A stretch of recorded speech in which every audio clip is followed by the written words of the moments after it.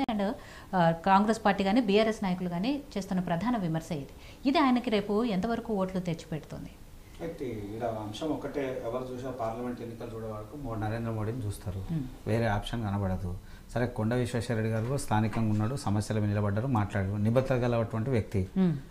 కొన్ని విషయాల్లో నిక్కచ్చిగా మాట్లాడుతుంటాడు, నిలబడతాడు. ఆ నిలబడ్డాడు, ఆయనకు కలిసి వచ్చే అవకాశాలే ఉన్నాయి. వారు చెప్తున్నట్టు, హనుమంతరావు గారు చెప్తున్నట్టు, లేదా ఇంకోటి మేము మొన్న అసెంబ్లీ ఎన్నికలలో మాకు అసెంబ్లీ వారిగా ఉన్నటువంటి ఓట్ల శాతం మాకు క్లియర్ కనబడుతుంది.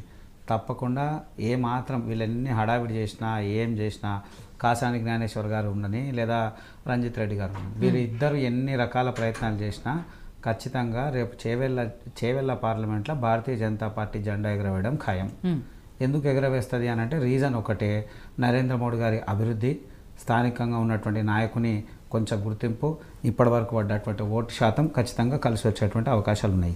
ఆయన ప్రజలతో కలిసి ఉన్నాడు, రైతులతో కలిసి ఉన్నాడు, చాలా సున్నితమైనటువంటి విషయాలను కూడా విశ్లేషించి చెప్పినటువంటి వ్యక్తి. ఏ రకమైనటువంటి పంట వేస్తే అభివృద్ధి దిగుబడి ఎక్కువ వస్తుంది అనేటువంటి అంశాన్ని కూడా చాలా క్షుణ్ణంగా చెప్పినటువంటి వ్యక్తి. అనేక విషయాల మీద, అంటే సామాజిక విషయాల్లో కరోనా సమయంలో పూర్తిగా ఆయన టైం కేటాయించి అనేకమైనటువంటి కార్యక్రమాలు చేసిండు.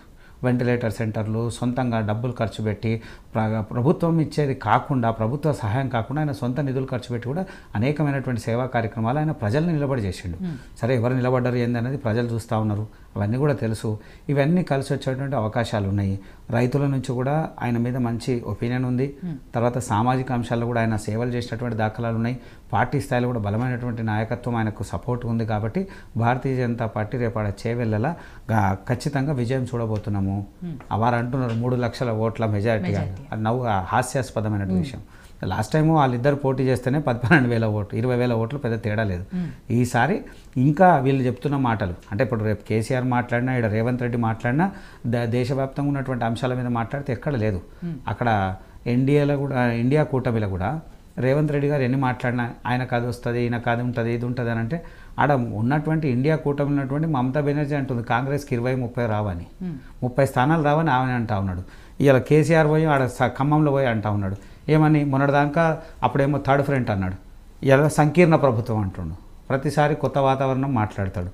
సంకీర్ణ ప్రభుత్వం వస్తుంది, ఆయన తుమ్మలకు మంత్రి పదవి వస్తుందని. అంటే ఎంత ప్రజల్ని మభ్యపెడుతున్నారు. నిజంగా కూడా రేపు దేశవ్యాప్తంగా జరిగేటువంటి ఎన్నికల్లో భారతీయ జనతా పార్టీకి తప్ప వేరే పార్టీలకు ఎట్టి పరిస్థితి స్కోప్ లేవు. ఆయన అంటున్న సంకీర్ణ ప్రభుత్వం రాదు, ఈయన అంటున్నటువంటి ఇండియా కూటమి రాదు. ఎందుకంటే దేశవ్యాప్తంగా ఉన్నటువంటి మార్పు అది చూస్తూ ఉన్నారు ప్రజలు.